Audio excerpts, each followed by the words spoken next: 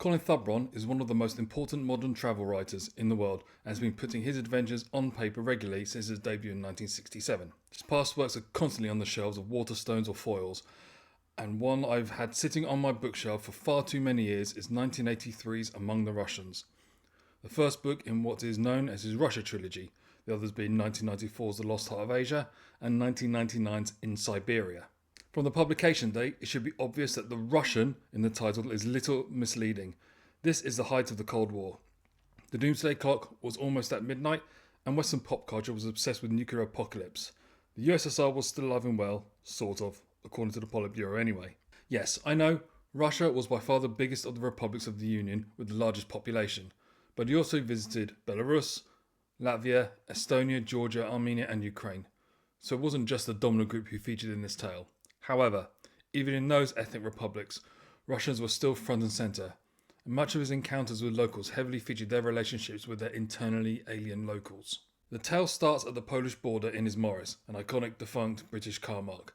He crosses the tortured countryside and enters Minsk, the capital of Belarus, meeting up with a guide who's obsessed with reeling off statistics about the number of schools, libraries and museums. He explores the land that has so heavily been ravaged by the advancing and retreating German forces, as well as the Napoleonic French nearly 200 years before.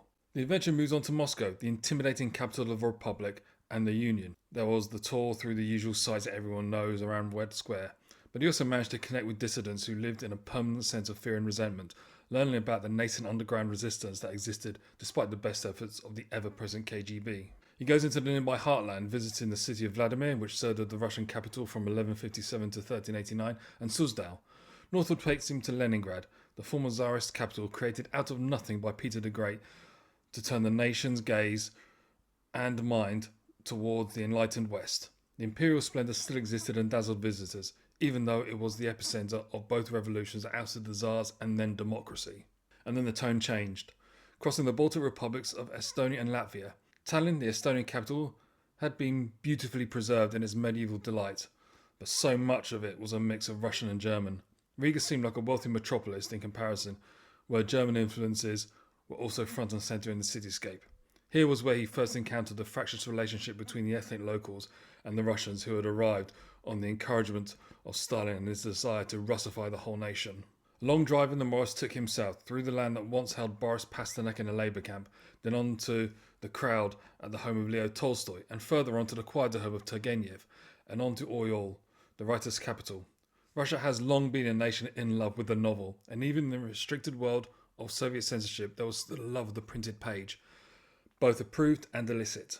Entering the Caucasus region, he passed through the traditional heart of the Cossack people, crossing a land that still bore the scars of German bombardment from barely 40 years previous. In Georgia, he found another republic with a fiercely proud people who set themselves aside from the dominant Russians with their food, their wine, their personal warmth, and their dismissive disdain for their other neighbours. Armenia was a similar experience, though with a cultural memory infused with the horrors of both Russian domination and Turkish genocide, but soothed by its pride as the oldest Christian nation in the world.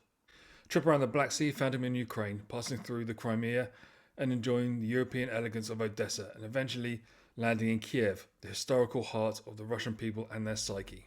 The words paint a picture of a land both alien and familiar. I was a kid in the 80s, and the Cold War was front and centre on the news. I can remember what we were told about the lives of the people and the weirdness of their leaders, but this book lays bare much of the reality.